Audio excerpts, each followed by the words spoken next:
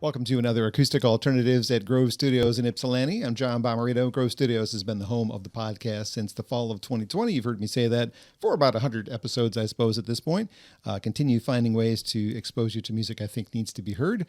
Sometimes it's people you have heard of, the larger names that pass through the area that I've had a relationship with. Sometimes it's people from our local music scene who are making great music that you maybe aren't hearing. Today's band should be putting their records out on things like these 78s that I found recently. This kind of music that you're hearing today certainly harkens back to a time when, was this a Benny Goodman one? Woody Herman. Could have fit right in with there. Cabaret Boreale is here, and you can catch them at several places in the coming days. The Ann Arbor Summer Festival debut, which is their fundraising event, on May 15th. Robin Theater in Lansing has them on May 28th. May 29th, they're in Toledo at a concert house series called Over Yonder. And then one of my favorite venues, Trinity House Theater in Livonia, on June the 5th. Welcome to all four of members of Cabaret Boreale. How are you? How is everybody? Good. How are you? Good, so good. Thank you so much, John, for having us. It's wonderful to be here. It's my pleasure. Cabaret Boreale album is the only release thus far. I don't know what you plan to start with, but let's start with the song before we have some conversation. What would you like to do? Why don't we start with a little bit of interlude music while I set the scene? Okay. Let's take ourselves back to 1920s and 30s in Berlin, because Cabaret Boreale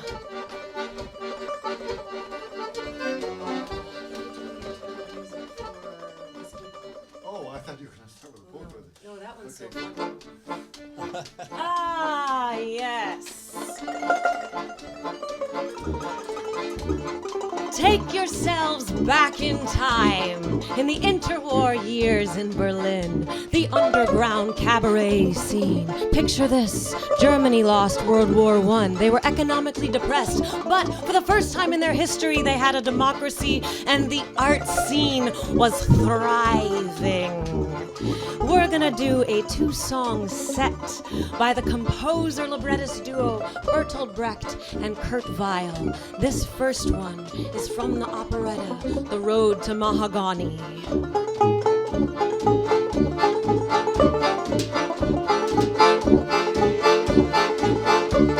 Oh, show me the way to the next whiskey bar. Oh, don't ask why. Oh, don't ask why. Show me the way to the next whiskey bar. Oh, don't ask why. Oh, don't ask why. For if we don't find the next whiskey bar, I tell you we must die. I tell you we must die. I tell you, I tell you, I tell you we must die.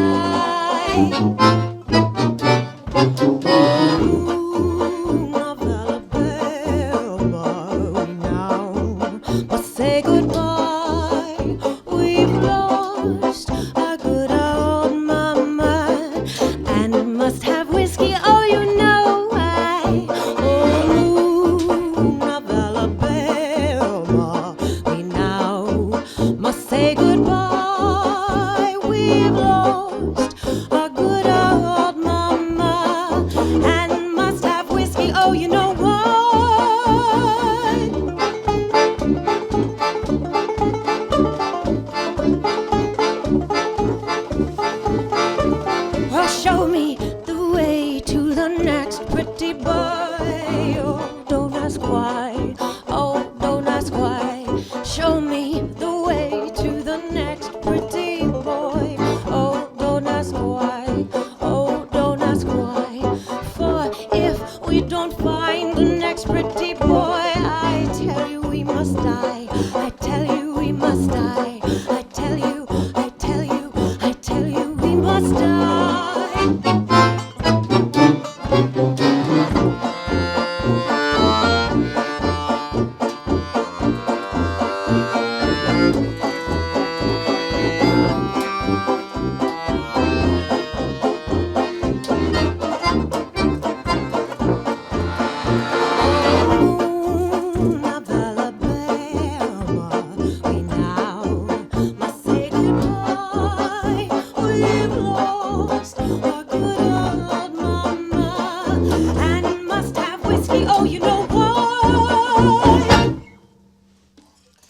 Nothing quite like them. Cabaret Boreale on the Acoustic Alternatives from Grove Studios, and a medley of tunes. Both of those are on the album, if I'm not correct.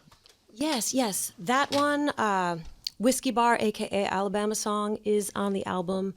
We were going to do Mack the Knife, which is by the same composer librettist team. I think we should hold that one for right now, just for the sake of time. First. Yeah. So we've got the Everly Brothers, Phil and Don back there. No, I'm sorry, not the Everly Brothers, just Phil and Don.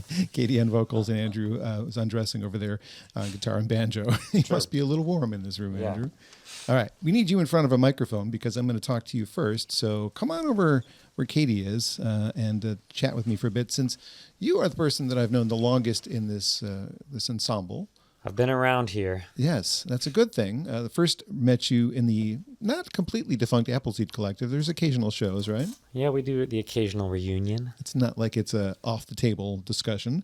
I have a memory from the Ann Arbor Folk Festival, and I've seen like most of them for the last 20 years, and a distinct memory is you guys, and Nobody Knows When You're Down and Out just brought me down, like, wow, that kind of reaction.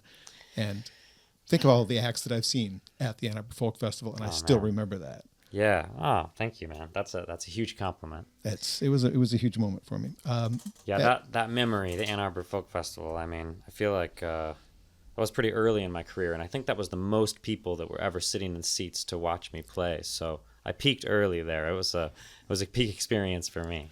A lot of times that band would play more like standing, like Blind Pig type shows, right? Well, I just mean, we weren't playing a lot of 3,500 auditorium, That's true. Well, current other project is Djangophonique, 2023 Best of Washtenaw winner for a current magazine. I use quotes because it's not an actual print magazine, but are we? Is it 2023? We're the Best of Washtenaw? I think it was. I googled that. Must have been a good year. Yeah. Do you remember that? Also, I think that same year, the WYCE Jammies for Best Jazz Album, Traditional Album, and Artist of the Year. Yeah, that was our press year. We did press then. That was after the pandemic had passed. You tried to put a record out during the pandemic. Yeah. Oh, you did put it out, actually, right? Yeah. And like everybody else who put one out then, it was just like, well, yep, totally. We'll have to circle back to that at some All point. the gigs are canceled. So many emails that you just spent, like 2 months writing emails and being like, yep, cool, we'll see you then. Yeah, well. And the whole year gone. It didn't work out, but the band continues. In fact, one of the reasons I decided to get Cabaret Boreale in here was because I saw your name on the Ann Arbor Summer Festival thing. I've been meaning to have them in. Yeah. This fundraiser. And then they announced just the other day the lineup for the Ann Arbor Summer Festival. Ta-da! There's Djangophonique playing Ann Arbor Summer Festival too. So both of your side gigs are supporting this great concert series that happens in Ann Arbor. Yeah. I mean, I grew up going to Top of the Park, Ann Arbor Summer Festival. So that's it's just such a cozy Ann Arbor summertime thing. And we love supporting it. Yeah. It's been really fun to, the tour, the long tour from Appleseed, and then when everyone was kind of going in different directions in that group, I was like, what am I gonna do, doing the Django stuff, and then when I met Katie, doing the Cabaret Boreale stuff, it's kind of an interesting through line because it's like I kind of started in bluegrassy, folky, maybe New Orleans jug band influence thing, and then went to French gypsy jazz, and then came to this project that's kind of this bizarre historical amalgam of sort of vintage and novelty music, which feels like right in the pocket. So it's cool to be here with this group. Did you grow up listening to that when you were younger? What was your household like? Not really. I grew up listening to my dad play a lot of piano. Okay. And he was definitely influenced. He was a professional musician and, influenced by all that music from, Louis Armstrong to the Beatles. And I think when I was young, I really liked Celtic music. Okay. And I had learned how to play and sing Celtic songs, so I could just like sing them and accompany myself on rhythm guitar. And then I kind of got interested in like whatever video games and stuff, and wasn't really playing much guitar. And it wasn't until I was like 18 or 19, maybe a couple years before starting Appleseed Collective, that I was like, okay, I actually want to try to learn how to even play this instrument. So from our local scene, do you remember Mellish? Yes, that was some great fusion Celtic, whatever the heck that was. Totally, and the Olam. Yes, for sure. Yeah. Some cool stuff. I may be Italian by name, but I have a Celtic heart, so that music speaks to me in a way that Italian music does not. I don't know why. There's some Irish in me on my mom's side, but I get it. I'm drawn to that too for some reason, inexplicably, but I don't mind. It isn't necessarily what I grew up listening to. Totally. I grew up kind of a pop kid and found my way to supporting this kind of music just from. I worked in a record store, so all of my coworkers were exposing me to their taste. Yeah. And it was like pouring a little bit of something into my head. And as I kept working there and learning more about music from other people, I learned to appreciate it. Like I had a coworker who was really into all the Louis Armstrong, Louis Jordan, Lou Prima, like that kind of stuff I was getting from Ken. And if it wasn't for him, this whole like other jazz world that I wasn't really hearing at my house wasn't going to be like in my brain, something that I can appreciate. Like this kind of, to me, falls into that same era, right? Totally, yeah. I mean, certainly the instrumentation. We of course do like modern, some pop tunes. I mean, even that last tune is actually an old tune, but then people know it well. It's funny. I always say modern music, like the 1970s. Yes. That's modern music to me. But the Doors of course, recorded it. So we like to do some versions of more contemporary music, but a lot of it, of course, is influenced by, old cabaret songs, and I mean a milieu of influences. Katie could probably describe it better than I could. Well, she's up next, but not just yet. Okay. So the band Djangophonique has been doing pretty well. I mean, you're touring Wisconsin, Illinois, Ohio, kind of getting out of the region. Were you? I mean, not to say that bored isn't really the right word I'm looking for, but what made you want to do another project on top of that? Oh, well, I started hanging out with Katie basically all the time. And can't blame her. She's delightful. Yeah, I started hanging out with Katie, and next thing I know, I'm in the band. So that was your band initially, okay. Yeah, well, it's these three folks started it. Ah, okay. Andrew is the most recent addition to Cabaret Boreale. Okay. Yeah. Not one of the founding members. It's true. Yeah, I'm just a guest here. See, I'm all screwed up about that. This is a learning experience, not just for you, but for the listener. Old as time, song as old as rhyme, men get all the credit. I also learned in my research, I didn't know Sari Brown, who I'm not super close with, is your sister. Yeah, totally. So I also grew up, that's actually, I hadn't even thought about that. I also grew up, from the time that, my sister is like 2 or 3 years older than me. So from the time that I was probably like 11, 12, 13, 14, my sister was hanging out a lot with, all of the earthwork music people and stepping in it and stuff. So it's like stepping in it would sometimes like crash at my family's house. And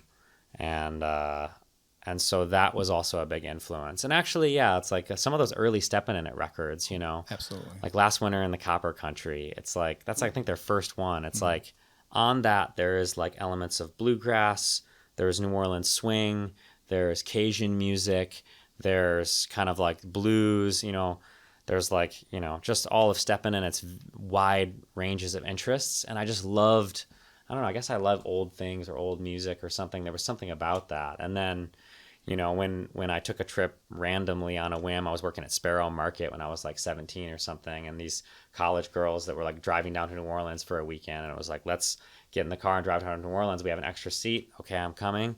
And I was like going down there and listening to all of those street bands like Tuba Skinny and stuff. And that kind of made me be like, this is so cool. This type of music kind of in general. So then when I kind of with that foundation of hearing my dad play piano and then kind of being around the Steppin' In It scene, and hearing that sort of milieu of these old influences, and then going to New Orleans, that's when it was like that kind of made the stack that made me ready to be like, I love this kind of music, this sort of old sound, and whatever I'm kind of doing, it seems to have continued to be in that vein. So when you mentioned Steppin' In It, Shout Sister Shout, the other project was like, that's of all the things they did, it's still my favorite. Totally. It's a great project. Totally. Absolutely great project. Oh my God. Well, back to Sari for a second. The reason I heard of her was because Jen Siggett was covering The Lonesomest Girl in Scioto Township. And she's like, oh, is this a Sari Brown song? I'm like, I don't know who that is. Like another door opener to somebody else was because of an earthwork artist showing me, oh, yeah, there's another artist you might like too. So there you go. Yeah. for what the style of music you guys do, is there much competition for market share, so to speak? Because there's not a lot of bands that do this era as well, for sure. Well, we're in the performance floor, and the guys up in the market research floor, I don't know what they figured that out. But we could call them. They don't really respond to a lot of emails. Okay. They haven't called us back.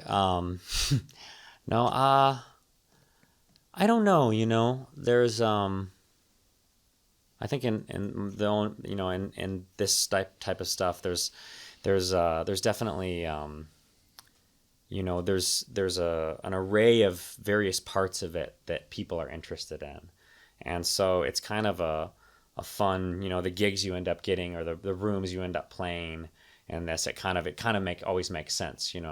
It's like for some reason, it's like 20 Front Street, I feel like is a little bit more of like an acoustic and country singer-songwriter, bluegrass Similar venue. Smaller. But it's like, smaller ensembles, and it's like, but they can kind of lean over towards us. It's like, wouldn't necessarily call us a jazz band, but also what's jazz, Right. Where do I put it in my collection when I file that CD away? Does it go in my jazz collection, or does it go in my eclectic. Pop? Yeah, I don't have an eclectic section, so it needs to either go in my pop section or my jazz section. I don't know where to put it.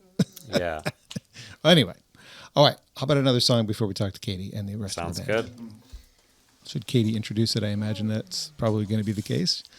Well, boys, what shall we do? How are we doing on time? How many songs do you think that we can tuck in? Well, let's look at the clock. We've got 50 minutes to finish up and get out of here. I think Mack the Knife. Okay. Let's do Mack the Knife. I'm not doing it. You're doing it. All right, we'll do Mack the Knife. Now, people know this song as a jazz standard. And when you see this song on our album, you might think, well, okay, I'm going to file that album in my jazz section.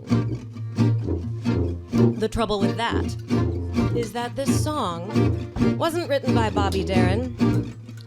This song was composed by Bertolt Brecht, and the lyrics were written by Kurt Weill.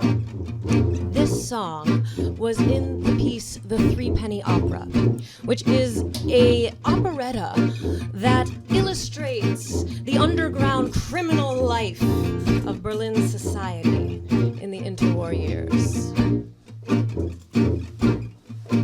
Oh, the shark has pretty teeth, dear, and he shows them pearly white. Just a jackknife has old Mackey, dear, and he keeps it out of sight. You know when that a shark bites with his teeth, dear, scarlet billows start to spread. But fancy gloves, though, wears old Mackey, babe. So there's never any trace of red. Oh, on the sidewalk. Oh, Sunday morning, don't you know? Lies the body, oozing life, and somebody's creeping around the corner. Could that someone, could it be Mack the Knife?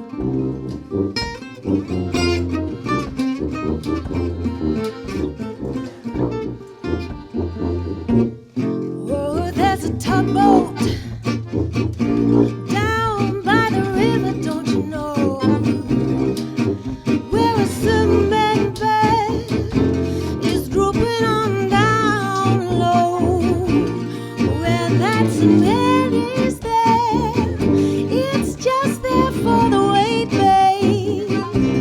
5 will get you 10. Look at Mack, he's back in town. You hear by Louis Miller?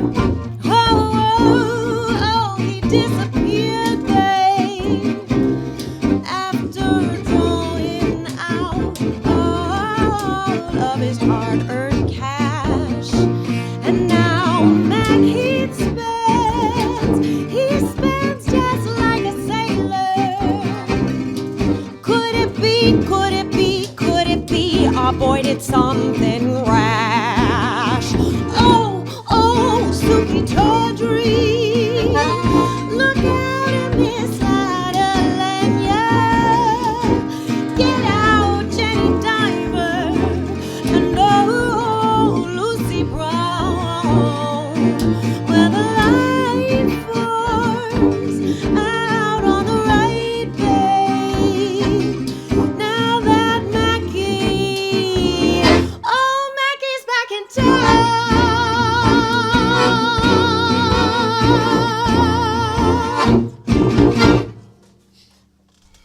Man, oh man. Cabaret Boreale on Acoustic Alternatives at Grove Studios. You can check out Grove Studios for yourself at grovestudios.space. There are 5 rooms in this building, and you can rent them out 24/7, available for you at any time. 2 in the morning, is that when your band wants to practice? Fine, come on in at 2 in the morning. We've got a big room here that we're located in. You can see the video at some point, whether you're listening to the audio or maybe you've watched one of the other 100 that has taken place in this building. There are other rooms down the hall that are a little bit smaller. If you don't need this much space, obviously cheaper to rent. grovestudios.space. Check it out if you get a chance. Without Grove Studios, there is no Acoustic Alternatives podcast. There's no Visit with Cabaret Boreale. There's no reason to be. You look like you want to say something. Oh, privately, before I start asking her questions. So Grove Studios has really made this whole thing possible. Cabaret Boreale has several shows coming up. May 15th, Ann Arbor Summer Festival debut in Ann Arbor, the Robin Theater in Lansing on May 28th, May 29th again in Toledo at the Over Yonder Concert House Series, and on June 5th, returning to the Trinity House Theater in Livonia, where some of their videos that you can see online have been shot. That beautiful room in Livonia has a nice backdrop. All right, Katie, it's your turn. Katie, Lynne, Katie Smith, Dr. Katie. Oh, boy. Lighting director. Johnston, if you please. What's in a name, more. John? You've got an Irish heart, you know? I do have an Irish heart. What's even going on here? I don't know. Lighting director was definitely not something I expected, but thank you for all your help setting this up. You're so welcome. You're so welcome. It's all part of the show, you know? I know. The lights matter. They do. I want to tell you something that matters to me as well in your show. I'm going to compare it to a jazz artist locally, Olivia Van Gore, who's a great jazz singer. I just love her. Has done a couple of shows at Carytown Concert House where she's focused on one particular artist. She did Ella Fitzgerald about a year ago, and then just recently Anita O'Day. And as part of the show, she is making sure that she is educating the listener the backstory with not just the song, but about Anita and how she's da-da-da. Fabulous. You do this like during your show. Yes. You're telling the story of these classic. Like everybody knows Mack the Knife. They probably think it's a Bobby Darin song, right? I know it's not, but I'm also a music lover like you. So that part of your show I think is great and something that if you ever plan to abandon it, don't. Okay. Take the note. Keep that. It's an important part of the process. Educating the listener who, again, somebody your age probably shouldn't be listening to this kind of music. I don't know what you should be listening to. Depeche Mode? I don't know. I'm old as the hills. Yes. No, you're not. But you've got an old soul. I'm sure you've heard that 1,000 times, but it is, it's also a pretty damn gifted instrument. Like you were singing as we were warming up. They were singing, they were playing over here. We were setting up cameras and you were singing along like, holy crap, like 2 feet away from me. What a beautiful voice. Just Thank yes. you. Thank you. And what do you do with a gift? You give it away. That's right. You got to give it away. Well, thank you for doing that. So this was your project originally. Tell me about how you formed this, or did you guys kind of like meet? It's a bit of an us thing. Okay. So I would say 18 years ago. It was roughly 18 years ago. It must have been around 2008 because I was playing the accordion and everyone was playing the accordion in 2008. I remember. So I was studying theater at the University of Michigan. Oh. And learning the accordion. And I went with my parents to this beautiful outdoor music festival with all kinds of folk musicians playing all kinds of gorgeous folk music. And I saw what I knew was an accordion case. I recognized it. I had one myself. Vintage suitcase looking thing. Okay. So I stalked it out. I didn't, it just sat there and I was just circling around it for the longest time. And then this man walked up, this 7-foot tall Viking of a man, striding with what you would imagine the stride length of a 7-foot tall Viking had when he's in a hurry. And he scooped up the accordion case and he booked it out to the far field, to the acoustic area. So I hustled right up after him and I chased him down. And that's where I met Don Reinholm. Hello, Don. And Don Reinholm and I became fast friends that night. We played some of the songs that we play to this very day, like By Mir Bist Du Schön. Yeah, I think we might have even done Those Were the Days that night. We did it on that stage 10 minutes after 10 minutes, we that's met. right.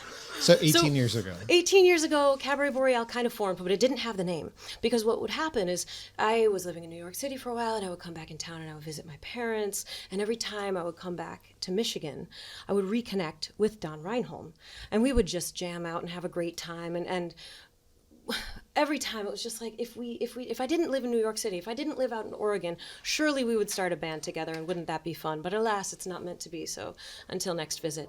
And then life spins you around in most unexpected, extremely uncomfortable ways, and you end up right back at your parents' house in your mid-30s. Congratulations on that. Thank you. Oh, Thank you. Brilliant. It happens, and life works in amazing ways. And we had the opportunity to start the band that we always kind of knew that we would someday. Nice. And would it just be the two of us? I don't know. And Don brought to my attention this amazing bass player that he's been working with in another project that he's working on, an excellent project called The Two Talls. So Don brings Phil into the mix, and Phil is playing the upright bass, and I'm just like, this is the coolest thing ever. This is even cooler than I thought. I'm so excited. And meanwhile, this is the worst time of my life. Just personally. Okay. I mean, just like it's, the things that happen in your life that land you back at your parents' house in your mid-30s, just like Generally let your not good. imagination go. Yeah, they're not so awesome. This was like being with Don and Phil was like the most meaningful, joy-laden gift that I had in my life. And I'm so grateful for these guys. So the three of us around my parents' table, after we were doing this for a while, we were like, we need a name. And we came up with all kinds of great names. And we settled in to Cabaret Boreale because it kind of spans the theatricality of the cabaret and also, Michigan. Michigan it's a northern state, and Boreale means of the north. So we are theatrical, but it's also, it's like we met outside. There's like a bit of a woodsy camping energy in all of our souls here as Michiganders. So did you grow up in Ann Arbor then, or just happen to spend time there with your family? I spent neither. City you grew up in? The city that I grew up in was Rochester. Okay. And I went to undergraduate at the University of Michigan, and I met Don there. Further north, yeah. If I had met you in high school, would you have been the lead in the musicals? Yeah, I probably would. Actually, maybe very not. dramatic answer. I don't know where it came from. No, honestly, probably not. I did sing in high school, and I was in acting. I was always into acting since I was in third grade, and but I took it seriously because I took myself seriously, and I thought that musicals were very silly, and they are, and that's what I love about them now. But that's why I didn't pursue them I went to an extremely academically rigorous high school, and like that was definitely the focus for high school. But in undergrad, it was straight theater. Musicals are silly, but I did sing in an a cappella group, which is very silly, and I learned a lot about singing. But in high school, I was just doing like sad girl and guitar, so I wouldn't have been front and center in a musical. I'd be over in the corner. Are there recordings of those? Yes. Oh my God. Yes. Am I your friend enough to get those? Yes. I want to hear those. I really do. They're actually quite nice. They're really sweet. I also want to know, if I walked into your parents' house while you guys were having dinner, what music is on the stereo? Don was on your playing stereo? accordion with. Play me? Yeah, That's it's you. actually true. It's Can true. No, confirm. Spent a week at their house. Ed's a rock and roll. every Eric's a rock and roller. Christmas. Well, No, every when you were Christmas. younger, not now. All right, okay. Every Christmas, my parents play Don and his sister's accordion duets, okay. which are Very amazing. cool. Well, that but- influence might have come from your parents then. Classic rock, though. My dad plays guitar, and he is a classic rock man. Very good. Well, the role costumes play in the show, how important is it? It's a lovely costume. Thank you. Unless Thank you dress like this to go to the grocery store, I don't know. Sometimes. Especially like today, you're dressed that way and you have to go to the grocery store maybe. I don't know. Yes, but, yes. no, On our way to the grocery store. No, we are on our way to film a little bit of a commercial for a local establishment, which is a secret. Okay. We'll look for it. But yes, costuming is very important. It's all a part of the show, and the reason why the show is important is because it creates a whole atmosphere. And when you create a whole atmosphere, you can create a coherent field. When you can create a coherent field, you can do things like transport people to an That's true. experience, a lived experience of being in another time and being in another place. And you can essentially like harmonize the energetic fields of the people in the shared space. And it can be easier to do that without recognizable touchstones to daily life as is. Gosh, what was that movie? You know, what's the movie that takes place on Mackinac Island? Somewhere in time. Somewhere in time. Yeah. You know, it's like somewhere in time, and it's like when you go back in time, you can't have any relics from this contemporary time.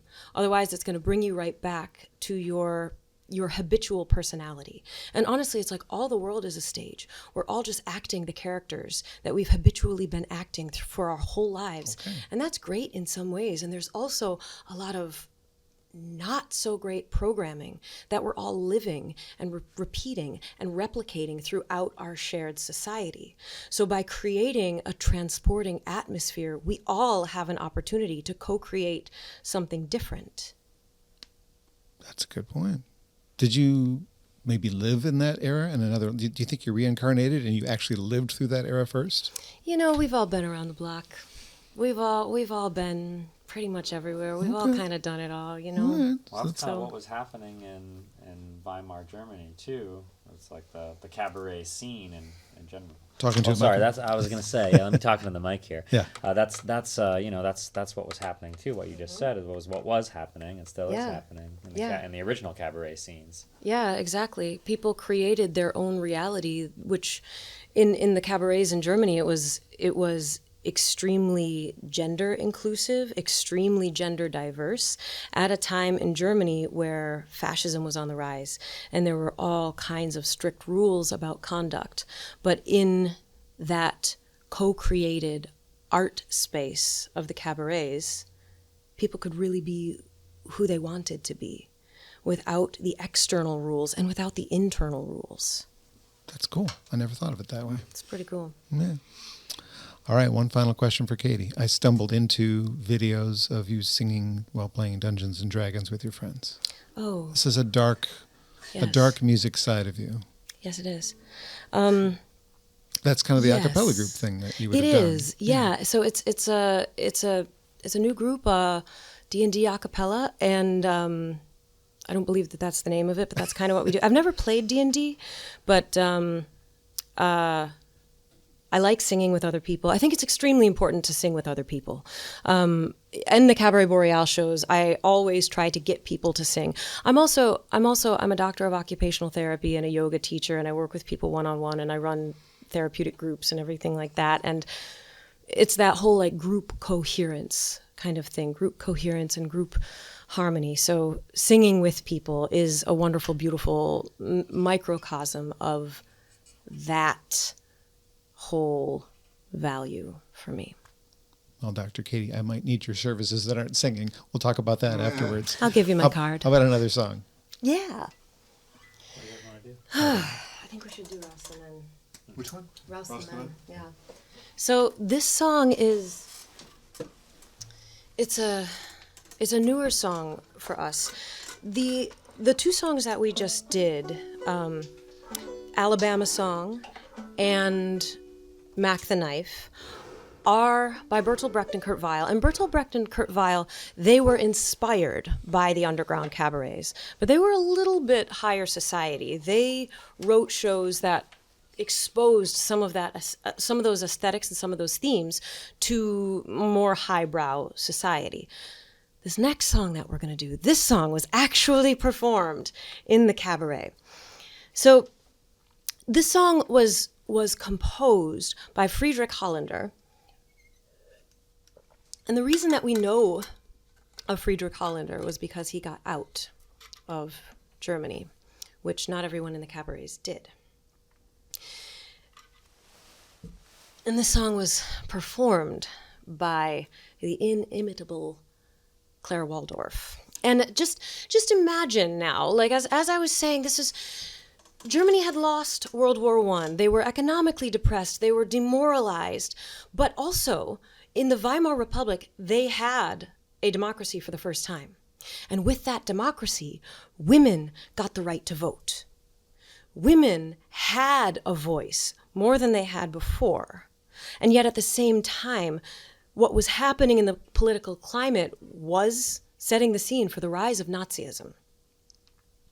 So in the cabarets, women really had a voice where there was full gender inclusivity and equality. So that gives you a little bit of a picture of where this sentiment comes from. Right there. 1, 2, 1, 2, 3, 4.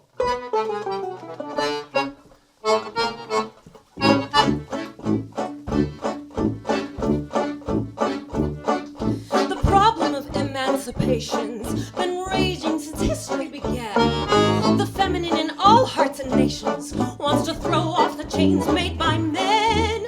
From the Virgin Islands to this very room, hear all the voices thunder and protest. Anything that men do, women can do too, and more than that, we women do it best. Rouse all the men out of the Reichstag, and rouse all the men out of the courthouse. Men are the problem with society, they're blinded by their vanity. Women have passively embraced them, when we could have easily outpaced them. Yes, we should have long ago replaced them with female heads of state then. If we haven't made our feelings clear, we women have had it up to here.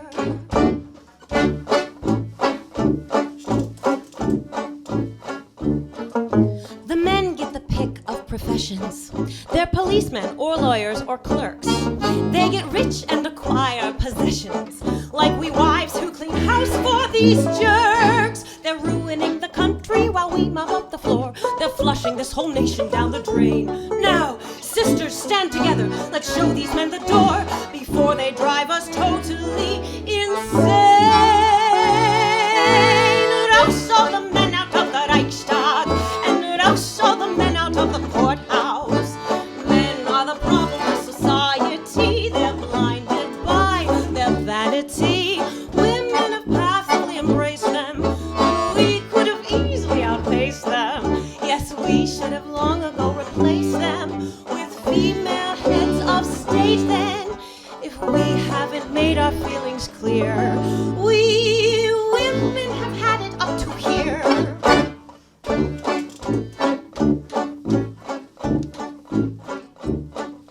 As babies, little men cry in cradles, our dependents for birth and for breast. Yes, we are the ones who supply them.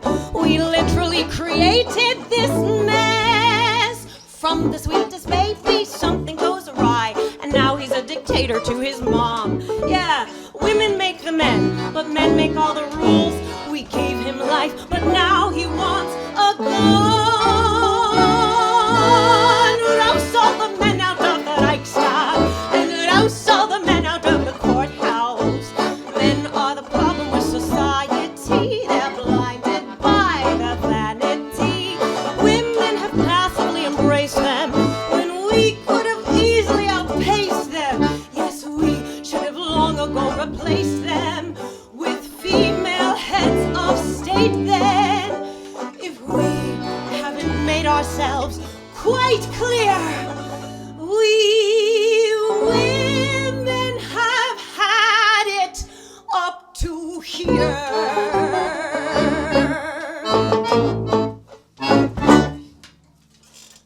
I want to clap, but that's weird for a podcast. Yeah. No, it's good. Cabaret Boreale is my guest on Acoustic Alternatives today from Grove Studios. That sounds like it actually is from a musical, but I don't know what it would be from. Is it from a musical? That song, it was composed for the cabarets in Weimar, Germany. Okay, so not technically a musical, just for performance in Just for spaces like for that. performance. But I mean, this style of performance influences theatrical. It is a theatrical tradition, so it Yes. influences, of course, the musical cabaret Yes. and musicals in general. I can hear Lady Gaga doing that one. That would be interesting. What was the name of that one? I'm sorry, taking a drink. It's called Rouse mit den Männern. I'm going to have trouble spelling that, but okay, That's good. German. Yes, I I'm know. doing it in English, and we kind of the translation for Rouse is like chuck or like shove out. So, yeah. Shove. So we call that song Rouse the Men. Okay. Very good. Well, now we're going to explore a little bit with Don. Don, if you can make your way to the microphone. I know that's probably difficult with your instrument, but Because that might be too tall for the. Yeah, do you want to bring your stool over? I'm just trying to figure out how we get a conversation in with you. Okay. Either way. Maybe Somehow. raise the microphone. Maybe people should see how tall you are. Well, there. Stand up, Don. See? Okay. Then We'll we have do to, that. Then we have to The fix it later. microphone doesn't go that high, Well. Don. Oh, Okay. you're gonna have to go I'll back. sit down then. No. yeah. I think it'll still catch you. I think it'll still catch I'm you. okay like this. Okay. Don Reinholm, the tallest member of the band, as is discussed on the website as well. Oxford is home, if I learned correctly Oxford, from yep. a little bit of research.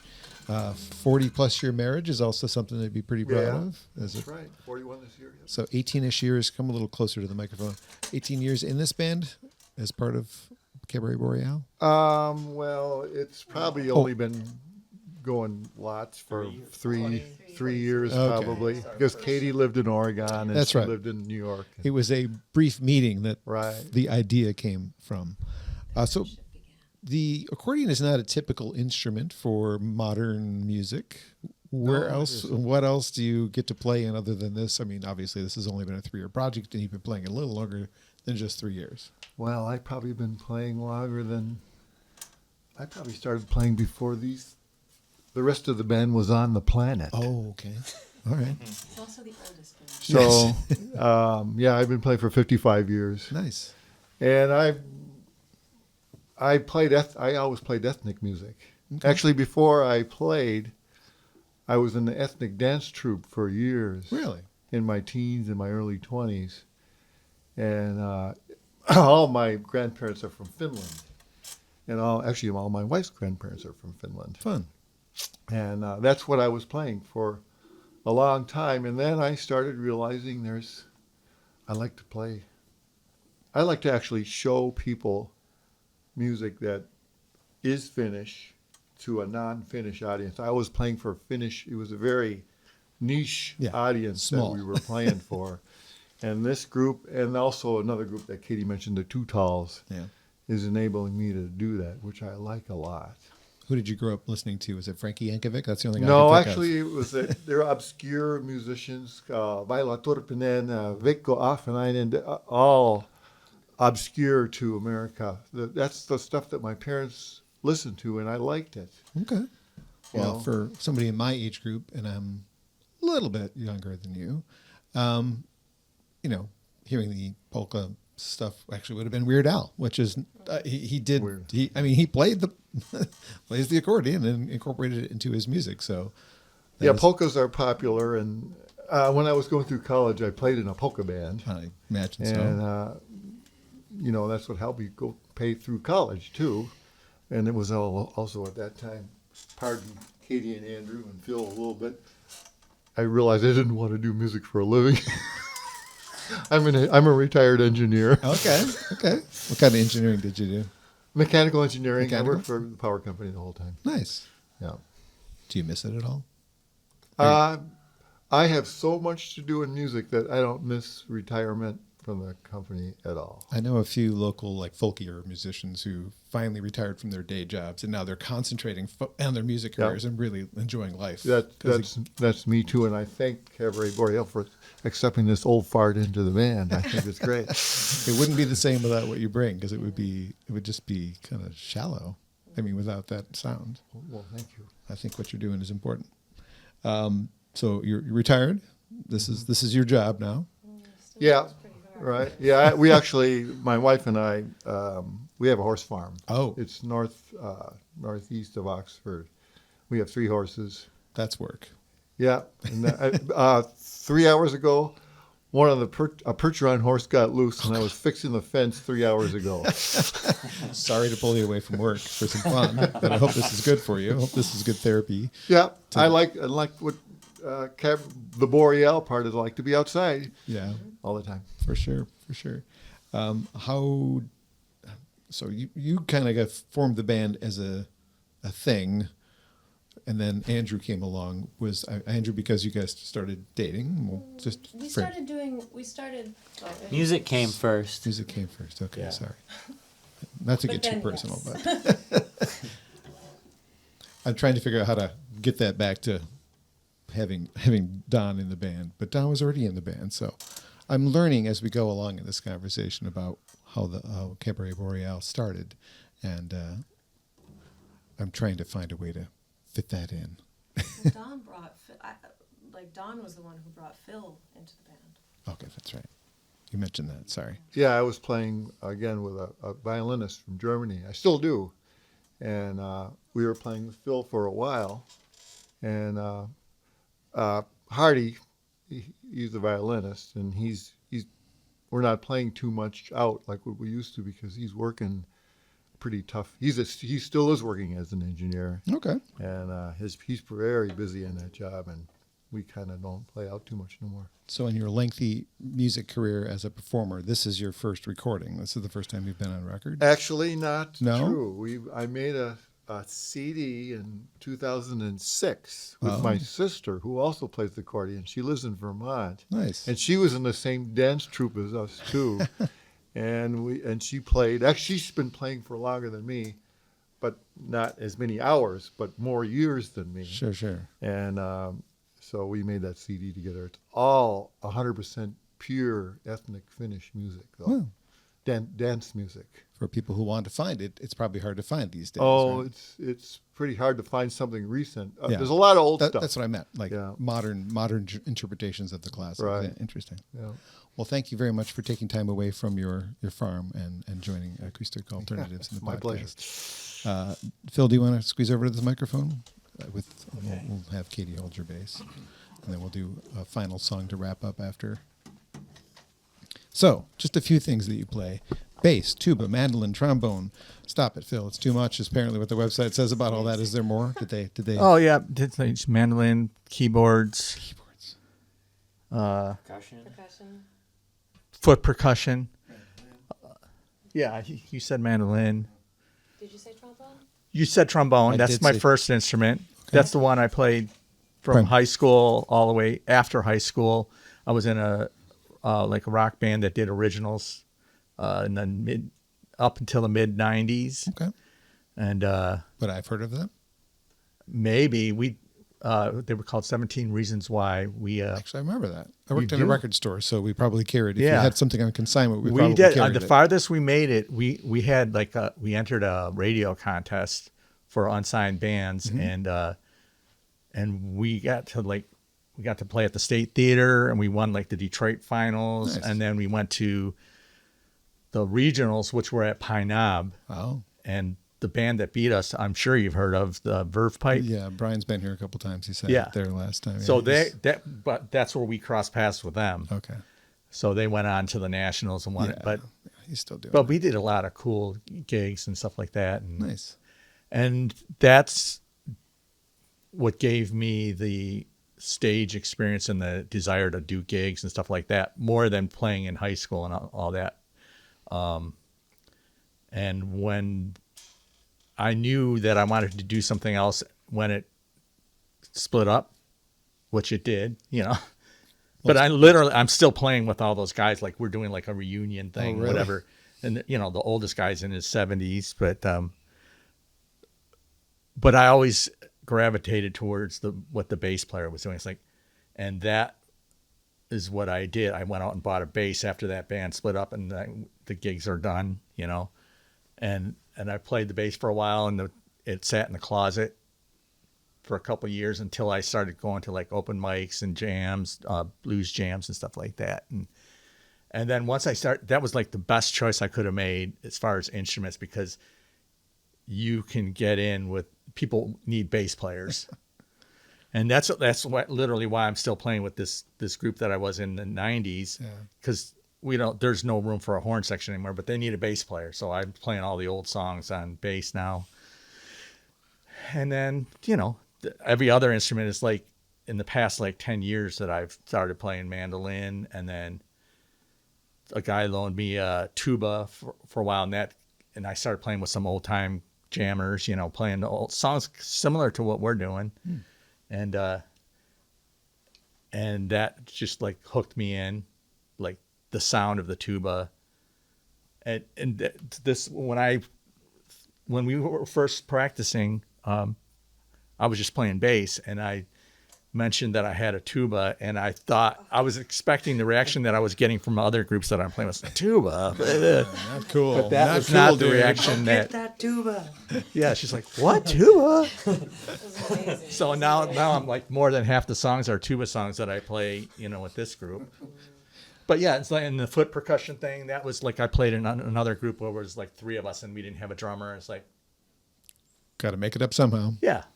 And and then mandolin is like another. My uncle was into guitars and synths and all these instruments, and he lived in Minnesota. And every time I went to go visit him, he would like show me something new. And when he handed me this mandolin and showed me like 3 chords, I was like hooked immediately. And then he's like, he said, what do you think of that? I'm like, I really love it. And he says, he basically gave me my first mandolin, and I took that home with me and started finding people that wanted to do that kind of a thing, you know, so. I don't know if you know the band Stephen Kellogg and the Sixers, but the last time I was in a room like this, doing an interview like this, was with them. And last time I had a tuba in a room, I should say, because they have a song called Shady Esperanto and the Young Hearts, which is probably the only real radio hit they had, per se. Yeah. And it has a tuba in it. Okay. Yeah. So it's the only song in their entire catalog that has a tuba in it. But again, last time I was in a close space with the tuba. Yeah, we're trying to corner the market. You know, our research team said tuba's missing from most rock music. Yeah. There is something about the instrument, like It's loud. I could play the same bass line on the bass, and then when I start playing it on tuba, it's almost like it's an instant party or something. Yeah. It's a party. You know, like the polkas and stuff Yes. like that. It's Yeah, it's right there. it's perfect for that. One thing I admire about you is in my roles, my best roles in my work life, I was kind of the utility player. I always think of like the baseball team, the guy that can play third base and first base and catcher. And that's you. You're the utility player for this team. And that's the valuable part of being. That's why it's like I'm in like 6 different bands right now. Right. And it's so You should easy be. to fill in a spot. I mean, this one that's the most busiest right now that I'm playing with is the Honest to God Jug Band, and we're playing down in Eastern Market at this place called Full Measure Brewery every other Wednesday. And I don't know what I'm going to be playing when I get there, because I can play tuba, but there's 2 other tuba players that could show up. Of course If the there tuba are. player shows up, then our next thing is trombone, but there's another trombone player. So then I can jump on mandolin. It's like it all works. It's like I always have a spot. Can you name some of the other acts that you've been part of, or maybe you're currently playing with besides this one? The most high end one that I'm in is this Shamrock Jazz Orchestra. It's made up of alumni of East Detroit High School from different eras, from the 70s all the way through the 90s. It's a 21-piece big band, and we do our own arrangements. Like the keyboard player writes, medleys, and we do all kinds of stuff like Stevie Wonder, Chicago, Led Zeppelin, and I know it's called a jazz orchestra, but those songs have been done in jazz. And they're really, nice. It's brought my playing level up. Playing with these great players. Cool. I'm like the second chair trombone player. The first chair trombone is I'm learning a lot from him. So we're playing at the Roxy in July 17th. I still have to get out Rochester. there. It's in Rochester, yeah. I haven't been there yet. One of my friends, I think, is a bartender or something, Colleen. She used to be in some bands. Actually, still is in some bands. But yes, I plan to get there someday. Yeah. Thank you for sharing your story. Sure. Thank you. It was good to meet you. One more song, guys, and we'll have Katie introduce whatever you're doing, and then I'll ask a parting question. Well, parting question or two. if there's only one more song that we... It could be two songs do. in one. Well... I think we should do our song. I think we should, yeah. All right. Yeah, we Your gotta... original. We have to share with you our Cabaret Boreale original, the song that we wrote ourselves. Whenever you're ready, Don, and I'll tell the tale. So imagine this, John Bomarito. Imagine a tale of such woe, such toxicity, power dynamics in a gritty, grubby relationship. Who's got the upper hand? Who cares? It's not safe, it's not healthy. All of this taking place in the very appropriate, chilling setting of the frozen white north. Picture yourself with a team of dogs, Iditarod style. Snow's blowing, ice streaming across your face. This is I'm Not Your Dog. To set off into the dark was such a rocky start. You thought I should pick a side, that we should play our parts. Sleds and rain through snow and rain for rescuing what's lost. You said pull and I said no, and then you called me boss. Oh my dear, I know you can't hear me because you still fear me, but still this bit I won't hold in my mouth. I'm not your dog, I'm not your driver. I won't go dragging around your baggage. I won't take you for a ride. I'm not your dog, I'm not your driver. This is comical and it's cold. What in this climate can survive?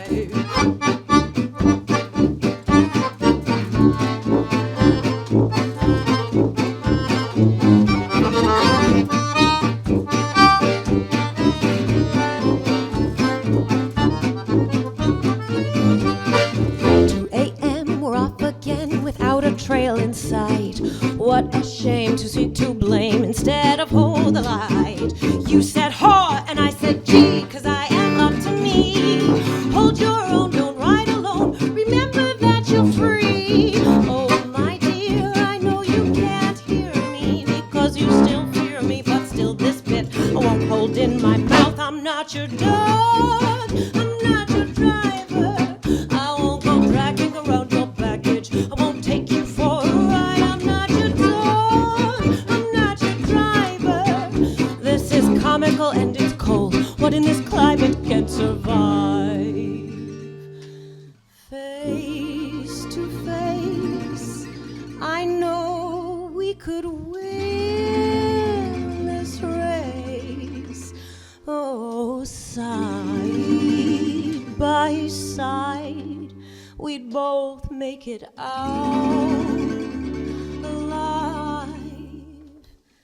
I can't decide for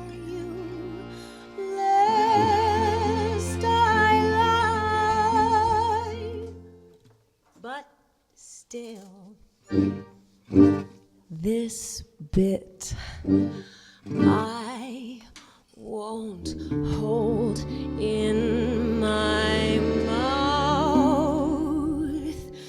I'm not your dog.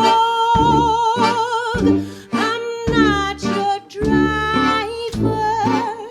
I won't go dragging around your baggage. I won't take you for a ride. I'm not your dog. I'm not your driver.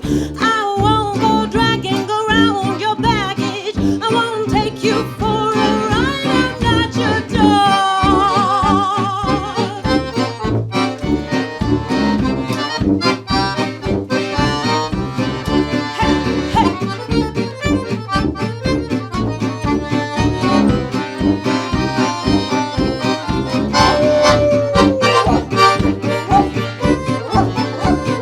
Bark with me, John.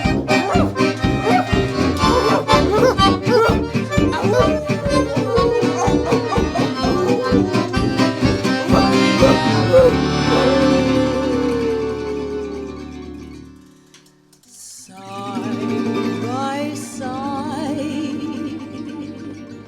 side by side, we'd both make it out alive.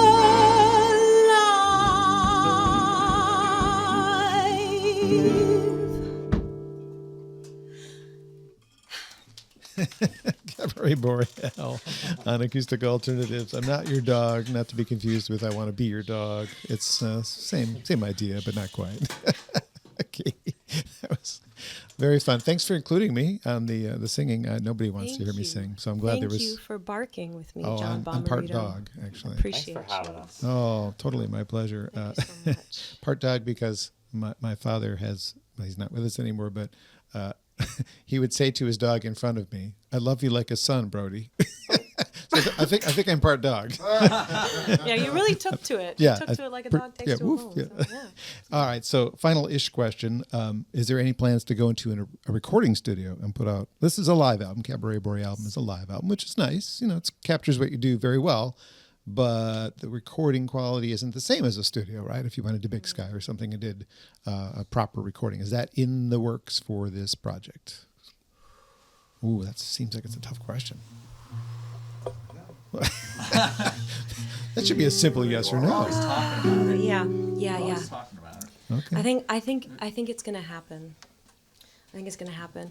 Andrew and I are in the midst of finishing up recording a Djangophonique album, Excellent. which is very exciting. I'm excited And, about that. I love that project too. It's great. And Andrew was recording and re-recording until, let's see, he stayed up late. The neighbors texted and complained at around 3 a.m. I didn't even know they I could think, hear me. well, they sure here, can. You know. I mean, just bring in your own equipment. So I've been building I've been building a studio in my basement. Oh, Which is really it's nice to have that workspace there, you know. for sure. And although it's quirky, yes. you know, it's right next to the breaker box. And when I really turn the gain up loud to get good vocal takes for Katie, we have to flip the breaker on the fridge because I can hear the whine of the fridge's compressor upstairs. So, you know, the old basement, and it's like, you know, don't let the furnace kick on. The water heater can't start. Nope.